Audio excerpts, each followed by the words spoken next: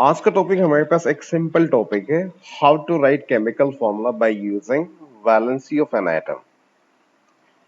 एक नाम दिया गया है और आपसे पूछा जाता कि यार इस कंपाउंड का केमिकल फॉर्मूला लिख के बताएं। लेट्स सपोज अगर हम बात करना चाहे, फर्स्ट में यहाँ पे दो एग्जांपल्स आपको सॉल्व करके बताना चाह रहा हूँ। ए मैंने लिखा हाइड्रोजन सल्फाइड।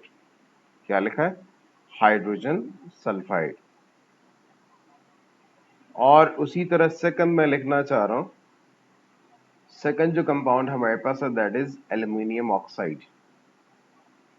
ये दोनों नाम मुझे पेपर में दिए गए और मुझसे पूछा जा रहा है कि यार इनका आप फॉर्मूला लिख के बताएं केमिकल फॉर्मूला। तो ये बहुत सिंपल है। तो देखिए इसमें जो फर्स्ट एलिमेंट हाइड्रोजन है तो आपने H लिखा है, इनके सैंपल्स आप बना देंगे। सेकंड एलिमेंट आपके पास है सल्फाइड है, तो सल्फर से सल्फाइड बन चुका है तो आपने S लिखा। उसके बाद अगला जो काम आपने करना वो इनके ग्रुप नंबर्स आपने डिफाइन करना, यानी आप इनके ग्रुप्स आइडेंटिफाई करेंगे। हाइड्रोजन ग्रुप 1 से है तो आपने 1 लिखा, यानी ग्रुप 1 लिखा आपने। और उसी तरह सल्फर हमारे पास है ग्रुप 6 से है तो आपने यहाँ पे 6 लिखा। उसके बाद अगला जो काम आपने यहाँ पे करना है, इनकी वैलेंसी डिफाइन करना। ठीक है, फर्स्ट आप ग्रुप आइडेंटिफाई करेंगे और उसके बाद आपने इनकी वैलेंसीज डिफाइन करना।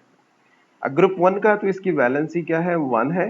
और उसी तरह ग्रुप 2 का एलिमेंट, सॉरी ग्रुप 6 का एलिमेंट है तो इनकी वैलेंसी क्या है? 2 है, तो आपने 2 लिखा। क्या दोनों वैलेंसीज नंबर के लिहाज से बैलेंस्ड है? नहीं। देखिए यहाँ पे 2 है और यहाँ पे क्या है? 1 है, तो दोनों नंबर सेम होने चाहिए। तो आपने यहाँ पे 1 के साथ क्या मल्टीप्लाई करना है? 2 मल्टीप्लाई करना है।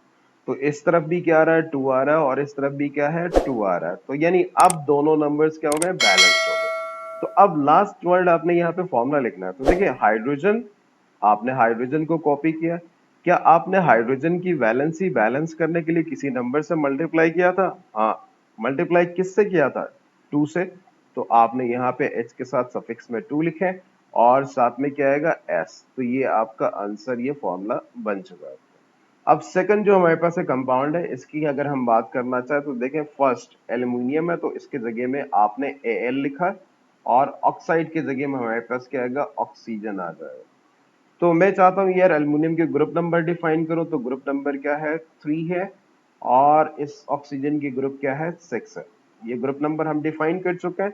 उसके बाद आप इनके वैलेंसीज डिफाइन कर रहे हैं। तो देखिए एल्युमिनियम की जो वैलेंसी है वो क्या है? 3 है। और उसी तरह ऑक्सीजन की वैलेंसी क्या है? 2 है। तो दोनों नंबर्स हमारे पास बैलेंस नहीं है।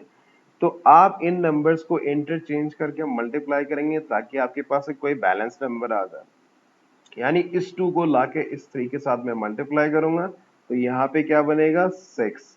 और उसी तरह इस 3 को ले जाके इस 2 के साथ मल्टीप्लाई करूंगा तो क्या होगा? 6। अब दोनों साइड आपके पास 6 6 आ रहे हैं, तो मतलब ये जो वैलेंसी है वो क्या हो रही है? बैलेंस्ड है। तो अब आपने फॉर्मूला लिखना है। तो आपने ए लिखा फर्स्ट और उसके बाद अपने आप से पूछे क्या आपने एल को बैलेंस करने के लिए, उसकी वैलेंसी बैलेंस करने के लिए किसी नंबर से मल्टीप्लाई किया था? हाँ किया था। किससे मल्टीप्लाई किया था? 2 से। तो वो आपने 2 यहाँ पे लिखना है। और उसके बाद नेक्स्ट आप ऑक्सीजन लिखेंगे। क्या आपने ऑक्सीजन की वैलेंसी बैलेंस करने के लिए कुछ मल्टीप्लाई किया था? जी। किससे मल्टीप्लाई किया था? 3 से। तो ये आपके पास क्या है? ये भी इसका आंसर आ चुका है। ठीक है, ये बहुत सिंपल मेथड है, इसके जरिए से आप किसी भी कंपाउंड की केमिकल फॉर्मूला आप लिख सकते हैं वैलेंसी यूज करके। अल्लाह हाफिज।